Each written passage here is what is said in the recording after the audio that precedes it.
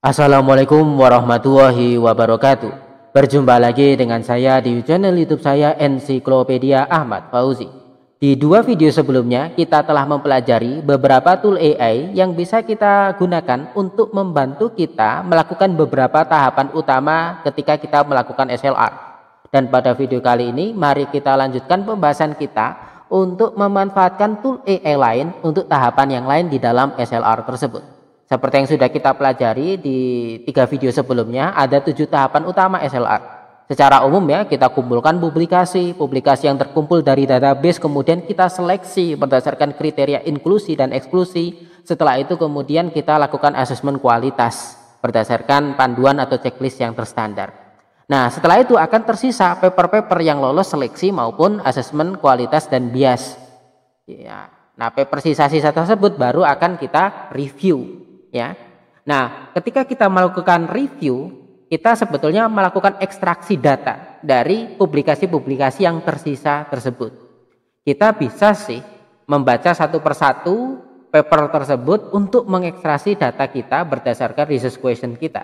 Kita ingat ya, di 2 video sebelumnya kita sudah menggunakan tool AI untuk membantu kita mengoptimalkan kerangka kerja SLR kita dan menyusun research question kita. Nah, ekstraksi data itu didasarkan pada kerangka kerja dan research question ini, ya. Sehingga setelah kita menyeleksi dan mengevaluasi publikasi, sisa-sisa publikasi yang bertahan itu nanti kita ambil informasinya untuk menjawab pertanyaan penelitian ini.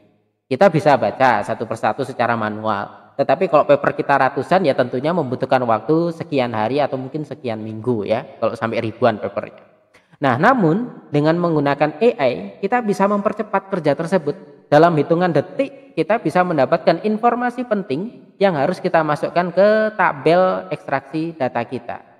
Nah, ada beberapa tool AI yang bisa kita gunakan ya. Salah satunya adalah ini ya, kita bisa akses Elicit ya. Nah, ini Elicit sudah pernah saya bahas ya di video yang mana ya.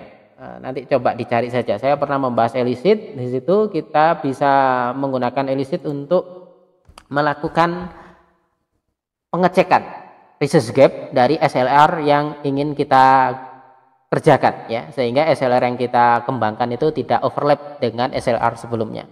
Namun selain itu dengan Elicit kita juga bisa mempercepat ekstraksi data kita. Caranya bagaimana? Nah, misalkan ini kan kita melakukan pencarian publikasi terkait efek samping dari senyawa alami yang dianggap sebagai anti kanker pada pasien penderita kanker. Maka di Elicit ini, di find paper ini bisa kita tuliskan semacam ini ya, side effect of natural anti-cancer compounds in cancer patient. Nah, bisa semacam ini, kemudian kita klik tanda panah. Nah, kemudian kita tunggu prosesnya. Nah, nanti di video ini juga akan saya bahas salah satu tool AI lain yang pendekatannya berbeda, namun kita juga bisa menggunakan tool AI tersebut untuk melakukan ekstraksi data. Nah, ini masih kita tunggu prosesnya ya. Nah, ini Elicit akan mencari paper-paper yang berkaitan dengan ini, efek samping dari senyawa alami sebagai anti cancer gitu. Nah, ini sudah dapat ya.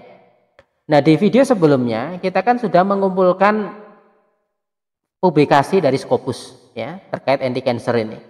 Nah, nanti tinggal kita cocokkan saja judul-judul di sini yang sesuai dengan apa yang kita dapatkan di publikasi Scopus tersebut. Nah, kemudian di sini ada filter juga ya. Nah, ini kan kita pinginnya sesuai dengan research question. Study desainnya adalah RCT. Maka nanti bisa kita fokuskan ya. Di sini kita pilih yang RCT saja. Ya. Kemudian nah ini sudah publication year-nya.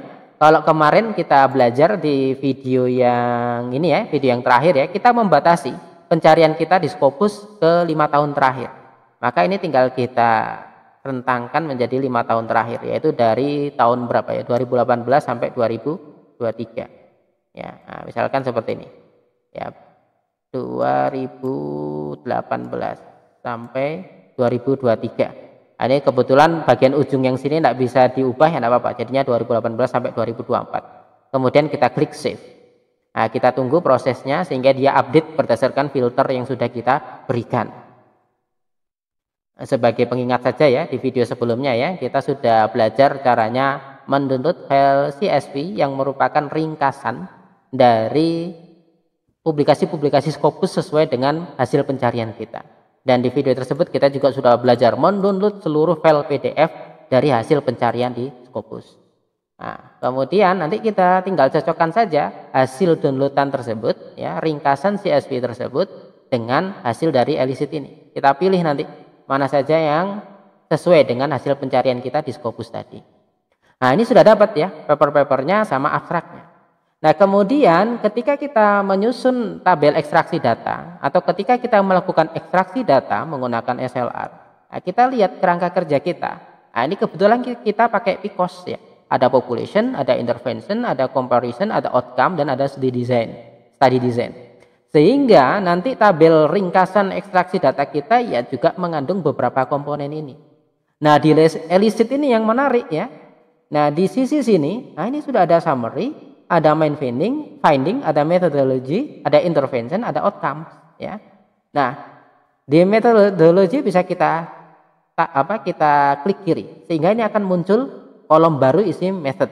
Nah, ya. Sehingga kita secara cepat bisa melihat ringkasan metodologi setiap paper ini. Kemudian ya kita ingin lihat I dari PICOS yaitu intervention, maka interventionnya juga bisa kita klik.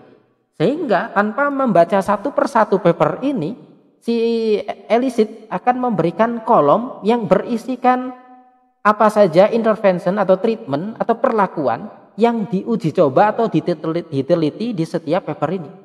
Tanpa kita membaca satu persatu, sudah dibuatkan tabel, sudah dibuatkan kolom oleh elicit, gitu ya. Nah, kemudian kita bisa geser lagi ke sini ya. Nah, kemudian kita juga ingin lihat outcomes-nya, tinggal kita klik saja di sini. Nah, sehingga ini ya di intervention kita lihat, oh ini menggunakan apa?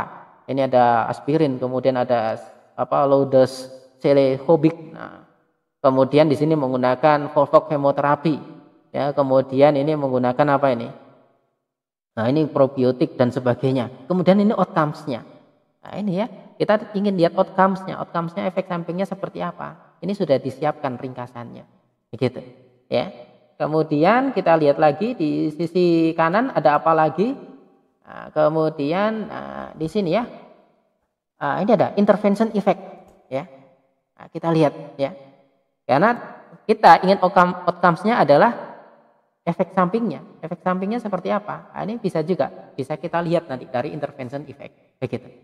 Nah, sehingga enak banget ini, ya. Kita hanya mencari paper berdasarkan kata kunci yang kita masukkan, kemudian kita minta dia untuk melihat intervensinya apa, metodologinya apa, outcomes-nya apa.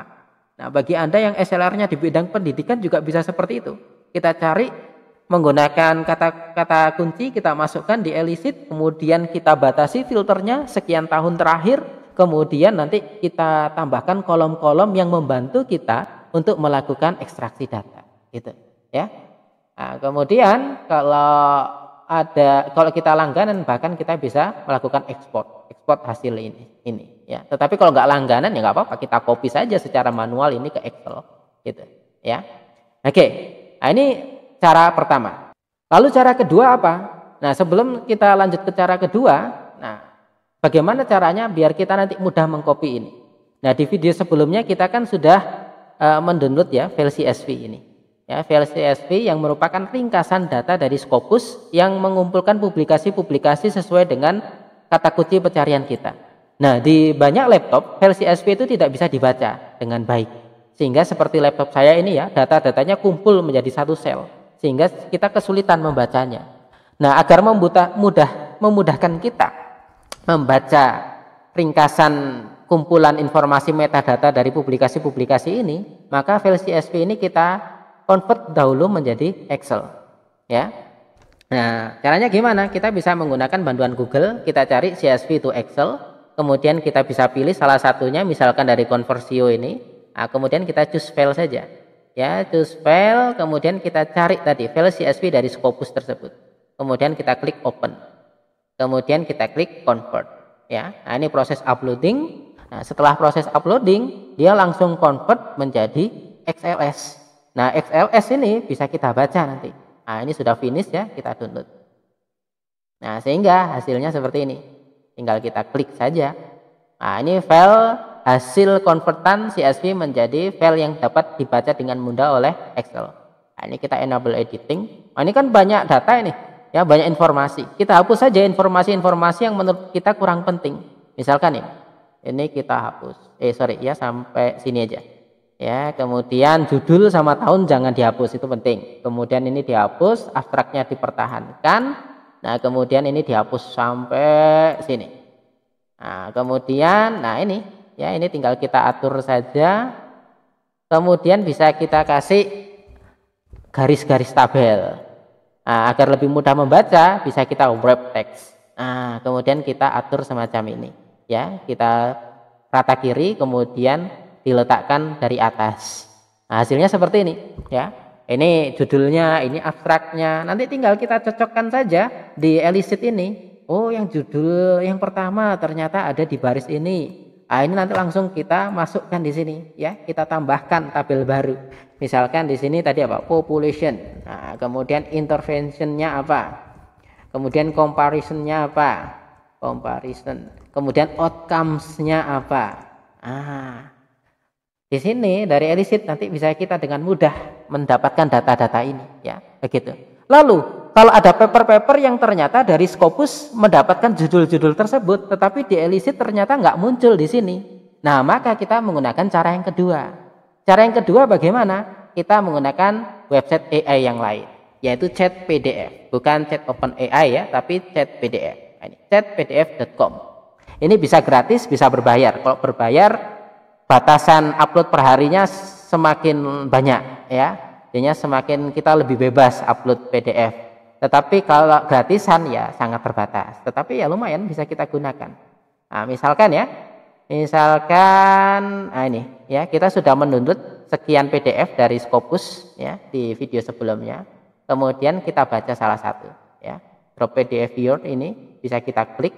Kemudian kita pilih salah satu PDF-nya. Misalkan ini ya, kemudian open. Anggap aja file PDF tersebut itu tidak ditemukan di elicit. Nah, ini diproses. Nah, setelah diproses nanti akan diarahkan ke halaman baru yang menampilkan PDF tersebut. Nah, ini ya. Ini PDF-nya, kemudian di sini kita bisa masukkan prompt-nya. Nah, bisa kita tuliskan seperti ini nanti ya. Saya mungkin bisa tulis di notepad terlebih dahulu ya. Nah, misalkan kita sampaikan seperti ini. Informasikan population, kemudian comparison, kemudian intervention dan outcomes pada penelitian ini. Nah, kemudian dengan format misalkan ya, bisa apa enggak ya? Dengan format seperti ini ya. Population. Nah, ini bisa gini, kemudian comparison, kemudian intervention, kemudian outcomes, kemudian di bawahnya persempit outcomes yang muncul dengan hanya menginformasikan efek samping ketika interventionnya diberikan. Nah, oke. Nah, ini kemudian kita paste di sini ya, di bagian bawah ini. Kemudian kita klik tanda panah ini. Nah, sehingga dia akan memproses prompt kita ya. Dia yang membaca PDF-nya. Nah, kemudian dia yang memberitahukan population-nya apa, kemudian comparison-nya apa, intervention-nya apa, outcomes-nya apa. Ini potential side effect. Nah, ini ya. Kemudian intervention-nya ini ya. Oke, gitu ya. Oh, saya salah unduh ya. Ini sepertinya bukan PDF yang saya dapatkan dari Scopus kemarin ya. Tapi prinsipnya gitu ya. Ini malah membahas SARS-CoV-2 ya. Saya salah upload PDF. Tapi prinsipnya bagi Anda setelah menggunakan elicit, kemudian ternyata ada judul-judul dari Scopus yang kita dapat tidak muncul di elicit, kita bisa unggah ke chat PDF. Kemudian kita meminta chat PDF untuk mengidentifikasi apa population-nya, apa comparison-nya. Atau mungkin kita juga bisa nanti bertanya semacam ini. Apakah senyawa alami yang digunakan di penelitian ini, kemudian apa efek samping dari senyawa alami tersebut. Nah, kita tuliskan di sini, kemudian kita klik tanda panah ini, sehingga nanti chat PDF akan memberikan jawaban tersebut ya. Misalkan gini, apa senyawa alami yang diteliti pada penelitian ini dan apa efek sampingnya bagi penderita yang mendapatkan senyawa alami tersebut. Nah ini nggak tahu ya, di PDF ini juga membahas senyawa alami apa enggak, karena saya salah unggah, tetapi ini cuma saya tunjukkan saja. Nah ini ya, senyawa alami yang diteliti adalah senyawa-senyawa dari ini. Nah, kemudian efek sampingnya seperti itu. Nah, dengan chat PDF kita akan semakin cepat mengisi data-data di tabel ekstraksi ini. Kalau kita baca satu persatu jumlahnya ratusan ya lama, tetapi dengan chat PDF cukup upload beberapa detik, cukup nulis prompt beberapa detik, langsung dia jawab juga dalam beberapa detik apa yang kita inginkan. Oke, demikian penjelasan saya terkait bagaimana caranya memanfaatkan AI ketika kita melakukan ekstraksi data yang merupakan salah satu tahapan utama dari 7 tahapan SLR. Di video selanjutnya akan kita bahas AI lain yang bisa kita manfaatkan untuk publikasi dan penelitian ilmiah. Terima kasih. Assalamualaikum warahmatullahi wabarakatuh.